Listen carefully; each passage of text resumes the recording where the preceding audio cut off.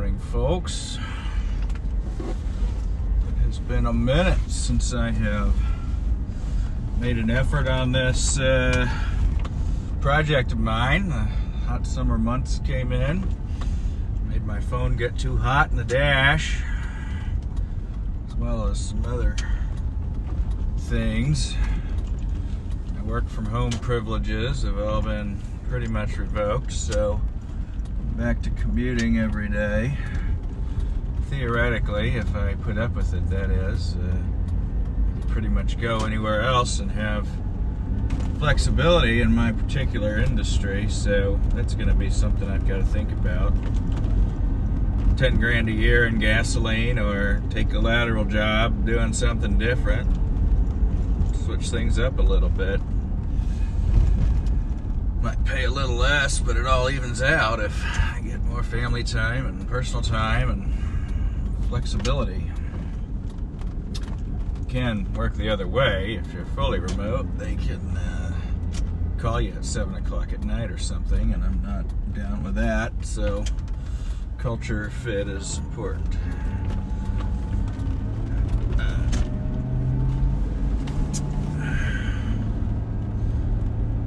What else have we missed? Viewership has fallen off, obviously, since the content did, but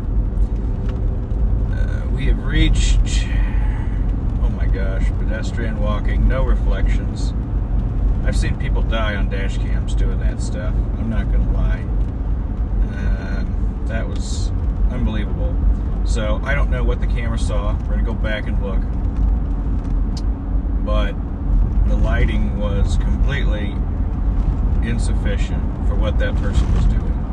I saw that person. Had that person been walking in the street and hadn't moved, I'd be on the side of the road calling the police right now, or the ambulance, 911. That was extraordinary. The amount of time I would have had to react from that distance, zero.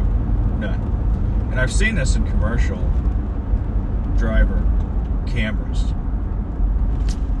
And you say to yourself, how does that happen? Well, people are on the side of the road. They're walking, their car's broken down. In this instance, there's no sidewalk on the street back there in that section. Is that on the city? I don't know. That's a lawsuit that could happen. If the city considered a sidewalk, didn't build it, if the city did a study and decided we don't need it, I don't know. But there's liability there, potentially, for somebody. I've seen it where, the people wanted to be hit by a truck. They thought that was a way to go and end their life. I've seen accidents where they were just standing around and say your alternator goes out in your car. You can't turn on flashers. Here's a tip of the day. Have something in your vehicle that will alert others to your existence if you are stranded at night without a power source in your vehicle. In other words, have flares, have reflectors, triangles, a flashlight, anything that's going to be there for you if your vehicle power system is compromised. This is very important for safety. I've seen it happen too many times. It's happened to me. I had an alternator go out on an interstate at dusk. Thankfully, it wasn't fully dark, and the car just coasted, right? Because the dash went dark, and there was an exit ramp a little ways ahead. So I coasted up the exit ramp. It was almost the same speed as if I was taking the exit, thankfully, and there was no side of the road. It was just a large ramp that could arguably be for two, but it wasn't divided. A freight train, that's bad luck, and a slow one. Anyways, gosh, do I wait on it or not? What a tough call. I'm gonna wait.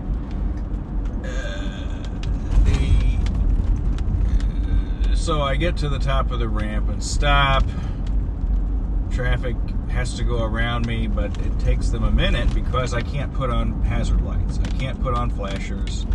There's nothing I can do other than sit there and let them figure it out. And after dark, you don't want to be in that situation, because this house over here looks like a college dormitory. Cringe. Anyways, woof. Pay $1 million to live in, let's call it Arnold Hall. Weird. So anyways, the lesson there is have a source of light. It can save your life. And I don't mean a $2 Walmart flashlight. I mean something that is LED, something that is designed for roadside emergency use. Have something, anything that you can, I mean, it could really save your life for 10 bucks. I mean, is it worth 10 bucks, 20 bucks? Yeah, it is. Keep an emergency kit in your car. Do it now. I have an emergency kit and I leave it on the floor of my garage, so shows you. But I also really try not to drive at nighttime. After dark, you get older, your vision isn't as good. It's just not beneficial. And if I am driving at nighttime, I stay in a city with streetlights. That's another thing you can do. If you're gonna drive after dark, do it in the city. Don't go out on country roads. Don't go screw around. That's how this stuff happens. Tell your teenagers. So, another issue I've had is that my car air conditioner is out of commission. It's not out of commission, it's worse than out of commission. It blows hot air in my face all the time, even when the switch is off. It just blows hot air. And it's terrible. It's not blowing it right now, but it will once I'm going a little faster. And there's a part that's broken. I've already replaced it once. It's under warranty. They can't get another one, probably because the one they made was defective at the factory. So I'm stuck without a cooling system. I have to put windows down. The air comes in. It's too noisy to think or talk. I turn the radio up real loud if I want to even listen to that. And so that's been another reason why we've gone about, I don't know, is it 3,000 miles since I put anything up? Something like that. It's been a while. We got the car in for an oil change.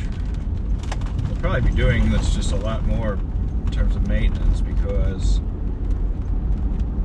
I have to drive 5 days a week now in this car. And it's got 260,000 and change miles on it. Is that good or bad? Well, if you got an old car, Google your car and look for people selling your car and see how many miles they have on it. That to me tells me how long my car might be able to go. Now, it's not a fair comparison, because if your car has X miles and today another car across town has X plus 100,000 miles, it just means they put more highway miles on it, and it's not necessarily indicative of what your car could do in another 5 or 10 years. But to me, it's very telling that somebody chose to keep and maintain a car up to, say, 350,000 miles. It shows that the car could do it. It could get that far. Now, as time goes by, more components wear down, require replacement. It may not be economical for you to get to that 350, you know, at year 25 of the vehicle life, when someone else could do it at year 20 of vehicle life, hit the 350 mark, right? It's apples and oranges. But it's a useful tool to me, simply because this car I'm driving, this year, this make, this model, is the first one that was ever built of this type. We don't know really where this ends. Is this car a Yugo? Is it a Pacer? Absolutely not. Is it a Corvair? Absolutely not. Is it a Honda Civic? In some respects, maybe. The Honda Civic's been around for 50 years. We've got data on the Honda Civic that goes back 50 years. We don't have data on this car because it only goes back as far as when this car was made. So what do we know? Anecdotally, we know some things. We know, one,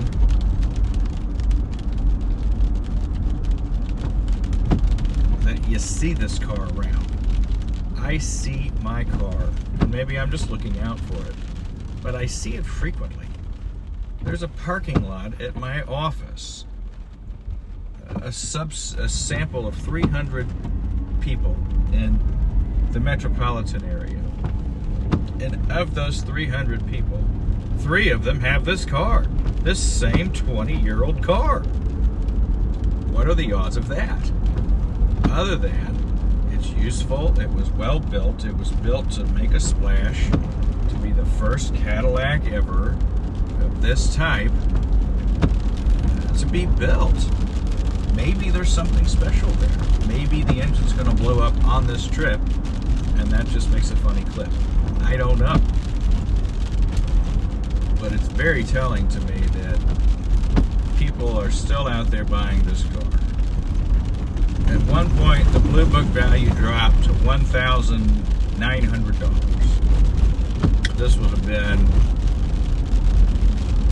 mid-2020. Maybe it's 2019. $1,900. That was the Blue Book value for the miles again. I had to buy tires. And I had to say to myself, why would I spend $1,000 for a set of tires on a $1,900 value car? How can this make sense?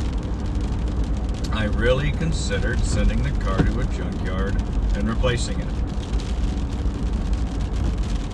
Or driving it with the spare tire on, that they said, and just replacing one tire, but they told me it was a bad idea, and so on and so on. And I'm a sucker for good tires. I believe in that logic. I get a lot of satisfaction from spending money on good tires, and I still do. It's been, gosh, almost 3 years now since I bought these tires. The amount of tread is awesome. Now, they hurt my gas mileage, I admit that, but they've got good traction for snow and rain. They're really not good for fuel economy. They brought the fuel economy down on this car noticeably. I'm okay with that. In that sense, they cost a lot more than $1,000. But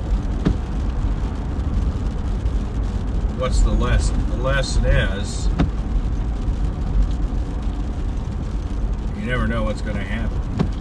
The used cars I own ended up balancing my net worth when the stock market went down. My stocks went down by, I don't know, $5,000 or something noticeable. And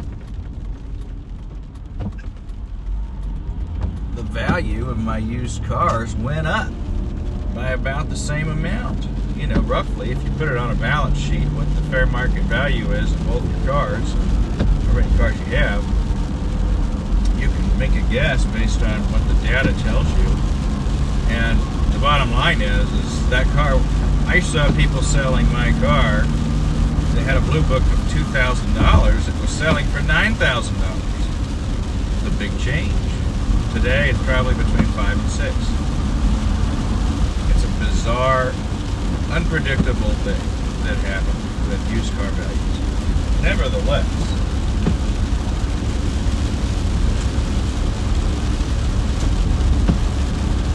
sometimes it's good to stay in your lane, appreciate what you have, take care of what you have, and understand that you're being provided for until a time when you need to take a new direction. And I kind of think the universe will tell you that in different ways. And there's that hot air. So, boy, that's hot. I'm going to crack the windows. It's going to get noisy probably. not much I can do. I have to wear pants to work also, so the hot air blows on my legs. And what should be a beautiful 67-degree morning, I've got literally the freaking car heater blowing hot air. And the switch is turned off. There isn't anything I can do about it. Oh, and I closed the vents. If you thought of that, appreciate it. I did close the vent system to stop the airflow. Does it work? No. The air is so pervasive and so strong, the flow is, that I can't even block it from coming out. There's definitely, it's called an attenuator or actuator or something that controls airflow, directs it to the hot and cold, and all of that. I'm not really sure what it is. Sometimes I call it a flux capacitor. I've been waiting for this item since I went to Atlanta, which would have been almost a month ago. Because I had a call in Atlanta about trying to schedule the car in, and it's really been longer than that. They told me they had ordered it and it should be here. Really got to call them.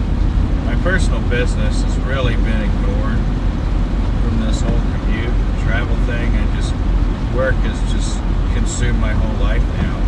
I've got bills to pay that I can pay them. I just don't have the time to sit down and click the button. It's kind of sad.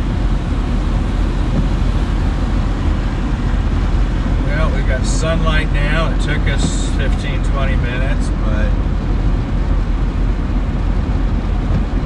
we're going to be seeing the sunlight disappear with time as the winter season approaches.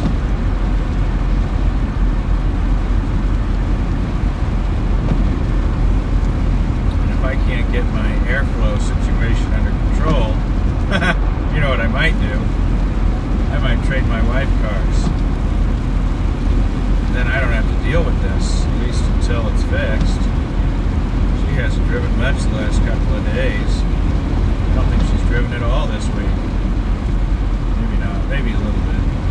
Not a lot. Sometimes you got to think about the solutions that are staring you in the face. Sometimes we're being provided for and we don't even realize it. You just have to keep the faith.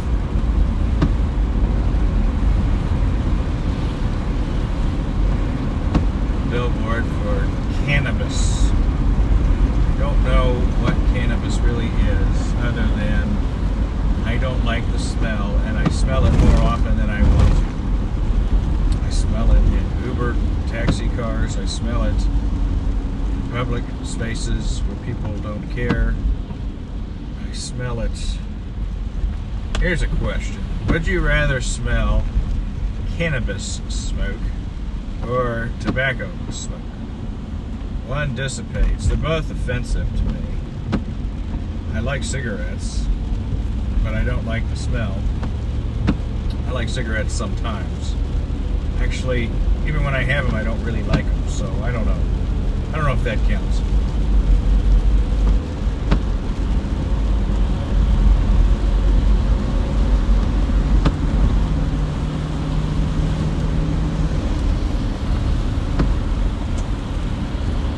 Have your car smell like cannabis or tobacco? What an awful choice. I don't know. I'm not letting either one in my car, so I don't care.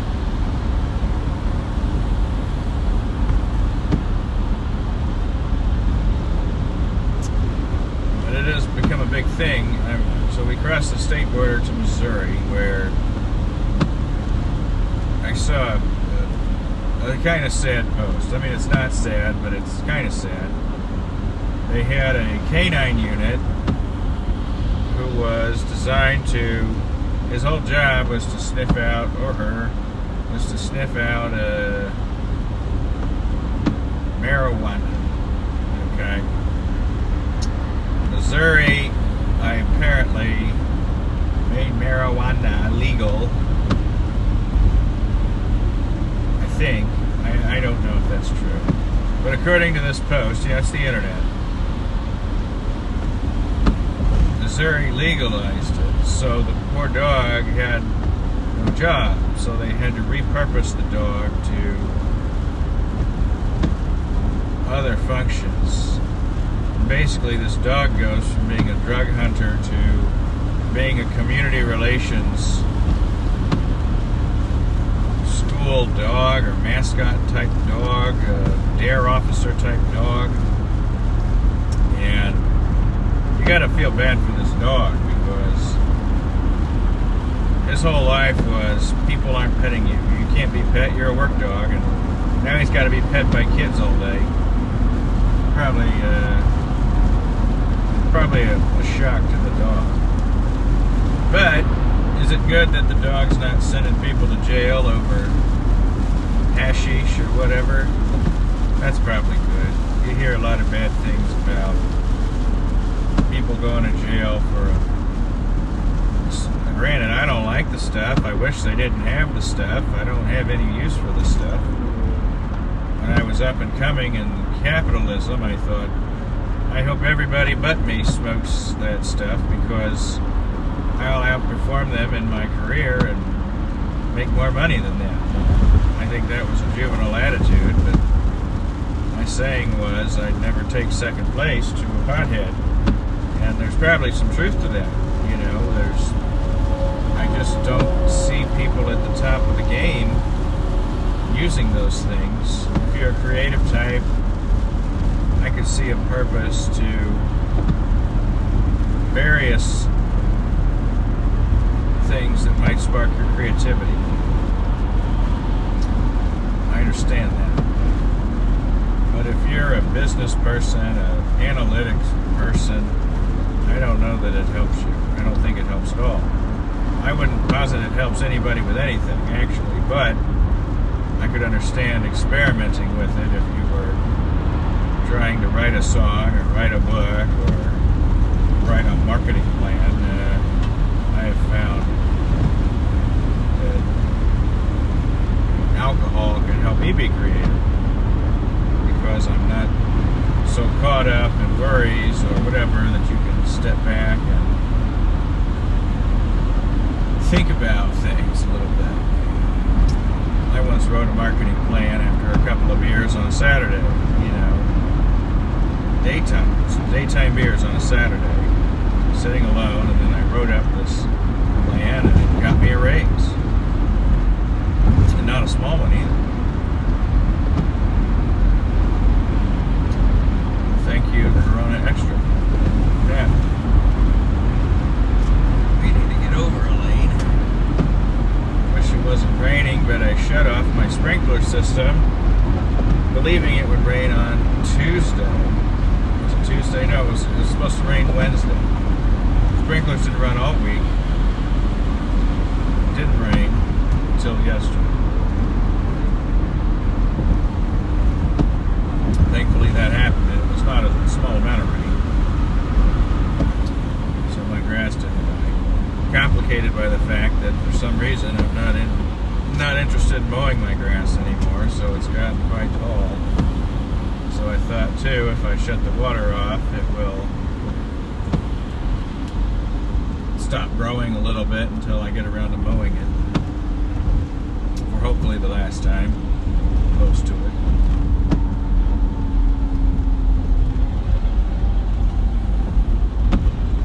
Wonder why I didn't want to mow the grass. Am I busy? Am I depressed? I don't know. But I feel like this happened to me last year too. The weather started to cool. And I just sort of didn't want to stay on top of it anymore. Mowing my grass is a lot like doing my own taxes. Every year I say I shouldn't do this anymore, and I do it anyway. I think the exercise is good for me.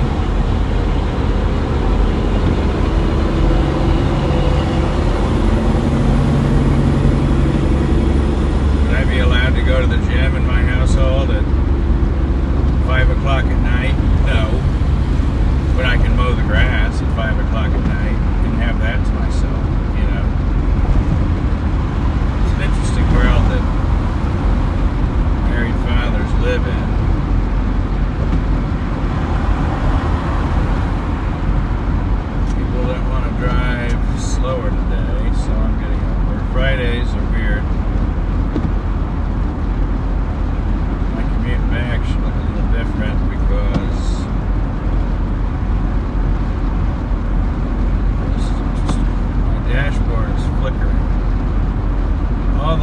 my dash are flickering. No, not all of them. Just the display for transmission and the status indicator.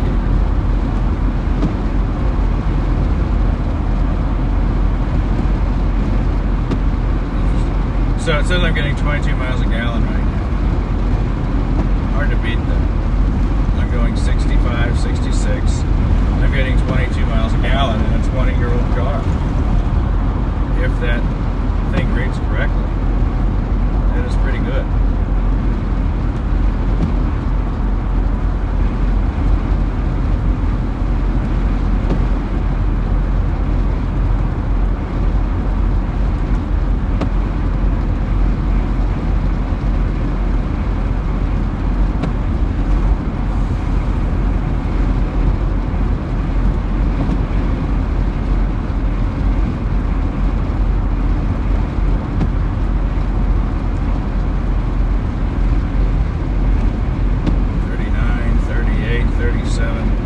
Go downhill, you get a good bump, but you go uphill, it goes downhill.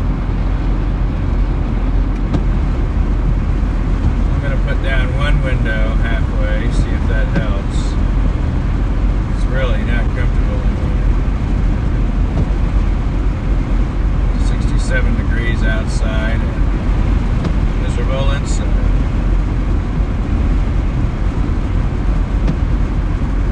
I wouldn't call it miserable, I'd call it a balmy 82.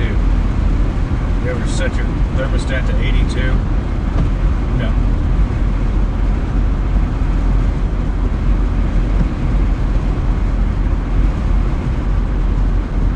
Yeah, this electrical panel blinking is a little odd to me.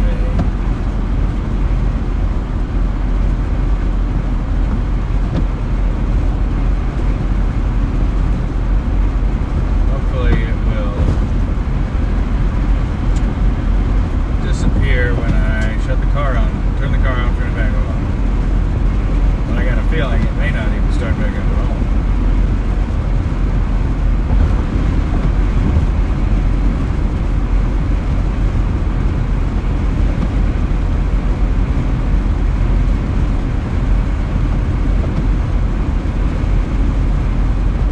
Just strange. Could there be water coming in from the rain? Shorting something out. The satellite radio antenna on the top of my car is a small fixed item that I accidentally drove under a partially closed garage door and knocked it off. And in its place is sort of like a nose that was cut off. It's like all this stuff inside goes into the car. Probably should have patched it over or something. Never did.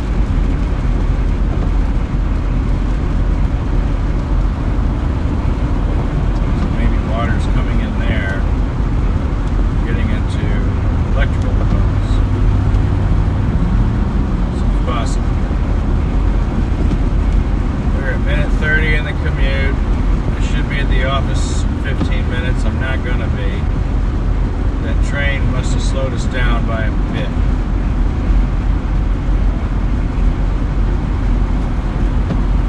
Probably at least 5 minutes, right? 7 miles from 70, and then probably another 10 minutes from there. Yeah, not too bad. Not too bad. Got myself a lemon water.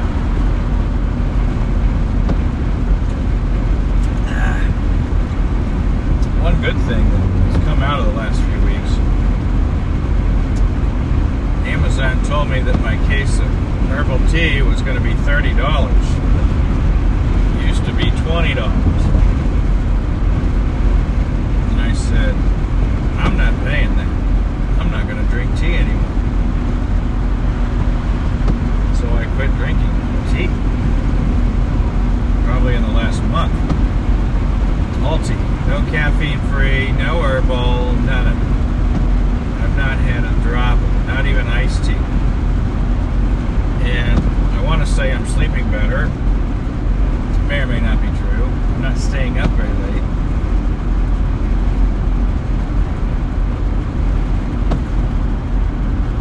And today I'm having a hot water lemon juice combination, which is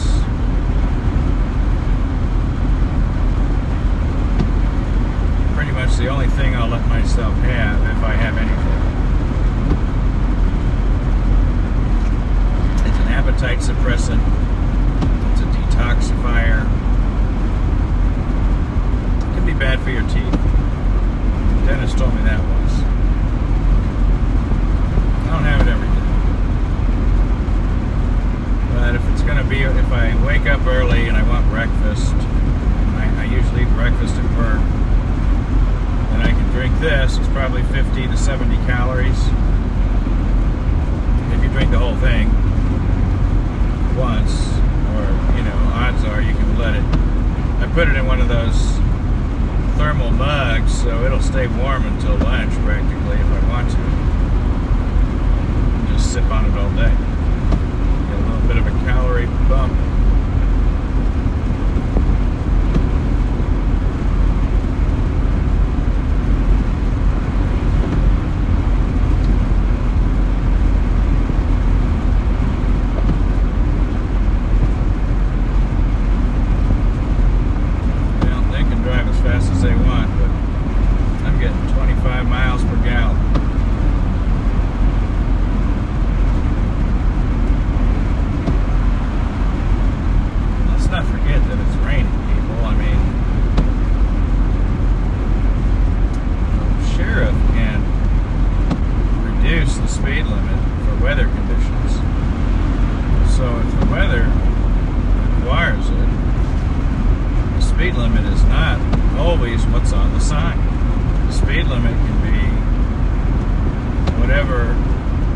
Safety officer determines it needed to be. Oh boy, did you see that?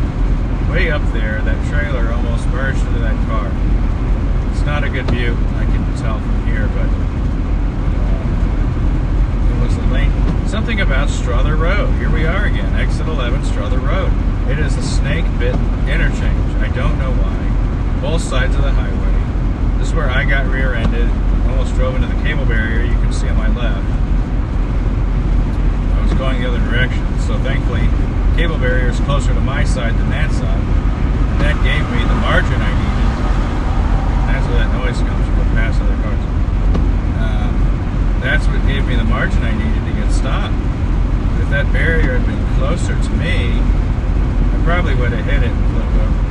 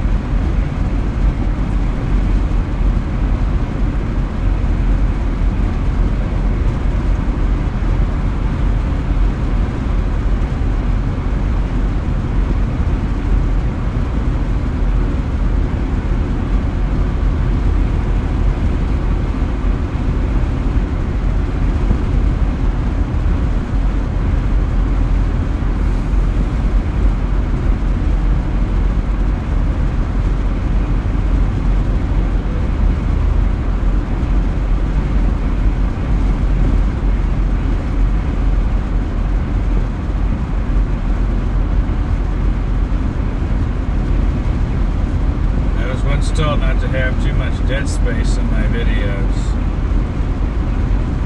but I can't help but space out sometimes in the morning. I got up at probably 3 o'clock. I didn't get up, but I woke up around 3:30. Tired as all could be.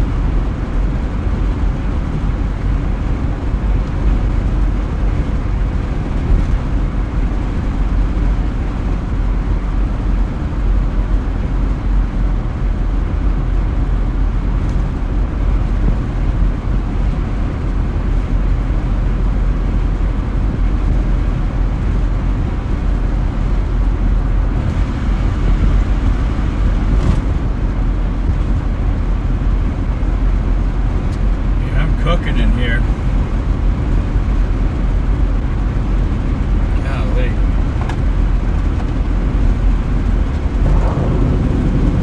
There's definitely gonna be. Try to get as much air as I can, but if I put the windows down, commentary will be over.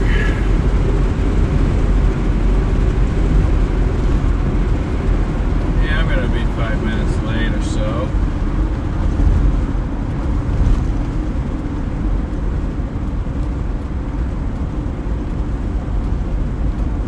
Oh boy.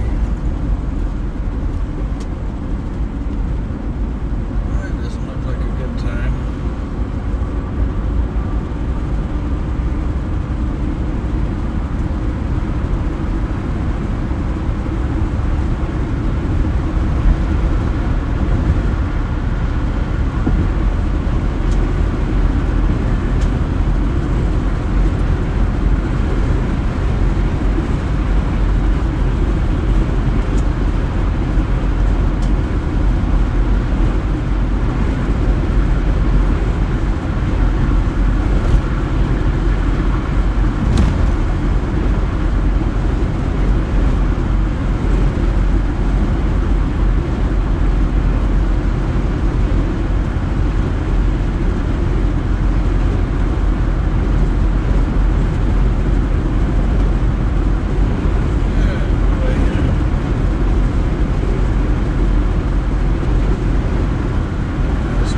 There where I wanted some caffeine for sure.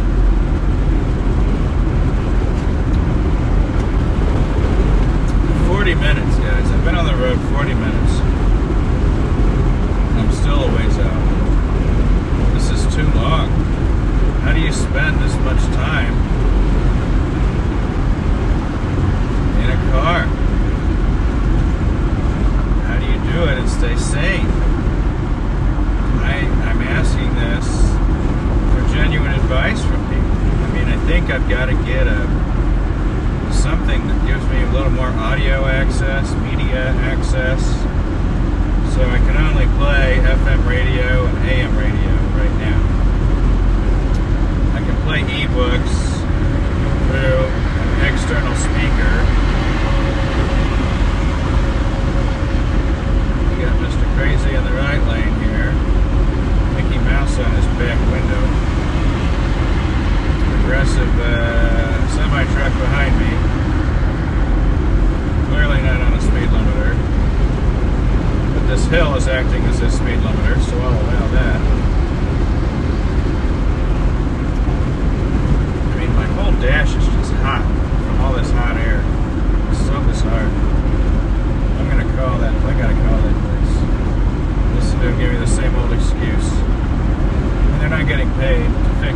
so I understand that. Come on. Another sudden right lane exit only, move over. People who don't know the road, we had a prior video on this.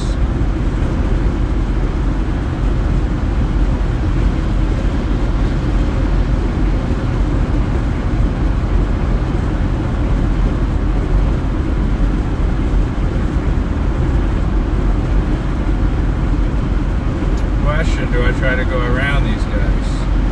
I'm not going fast enough and I don't want to. So I'm going to fall back closer to 65 instead of 67. Keep my buffer space. Stay in this lane.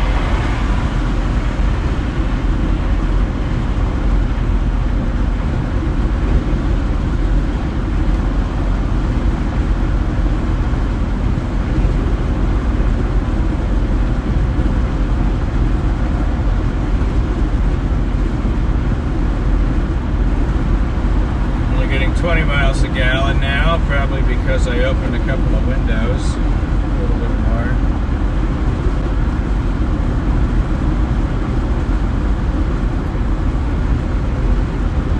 I just put 2 up.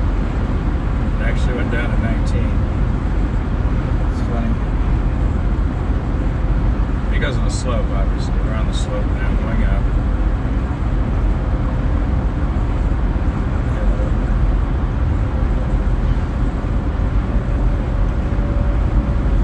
That truck's going around that one. He must have decided the speed limiter is too low. This one's got to be going Maybach route. Got to be going over 70. That's against the law.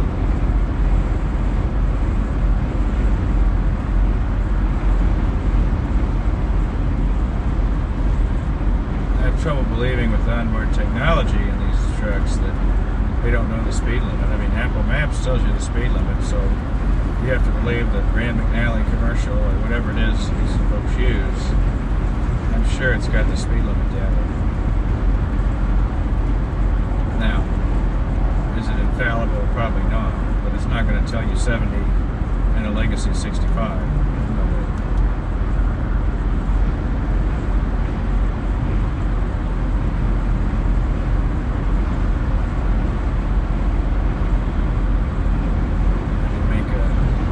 Judgment call today. 2 pieces of pizza left in the pizza box. I buy this whole pizza last night. Bring it home. My daughter has 1 slice. 7 slices left. At least at that time she did. Okay, my son had a slice too. Okay. So 6 pieces left. Wife said she had a slice. 5 pieces left. Okay, right? I have no pizza. I go and I actually do some more work, come home, go to bed. I didn't eat. I said I'm going to bring 2 pieces of pizza to take to work for my lunch. Get in the fridge, open it up. There's only 2 slices left. And I'm saying, how did this happen? Who ate 6 slices of pizza? Show yourselves. Probably a stealth daughter theft or something like that. So I decide I'm going to leave it for the family, be a good dad, and I've got a coupon to get another pizza for $7. So I thought I'll just get another pizza, my lunch, same price, cheaper than going out to lunch. Then I realized, what do I do with the other 7 slices of pizza from the time I buy it until the time I get home? It's a 5-hour time span, or 6 hours. And I decided I'm not going to mess with that. I'm just going to take the last 2 slices of pizza. Whoever ate more than their share was, they've got to live with it. And will there be consequences of that? Is it going to cost me a $50 lunch from 5 Guys? Maybe. Maybe it won't. But I made my choice. I'm not looking back. And I did take the last 2 slices of pizza. We'll see how that worked out. If I was driving tomorrow, I'd give you an update, but by Monday, I won't remember.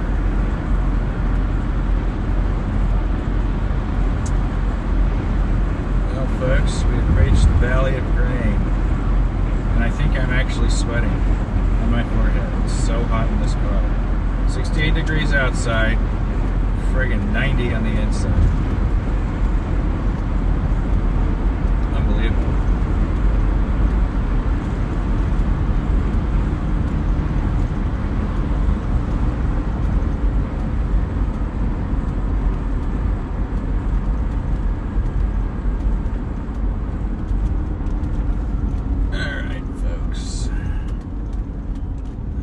Just about to the point where I'm going to say sayonara. Happy Friday. Feel free to subscribe to my stuff for the sole reason of it makes my job easier, not because I have any revenue interest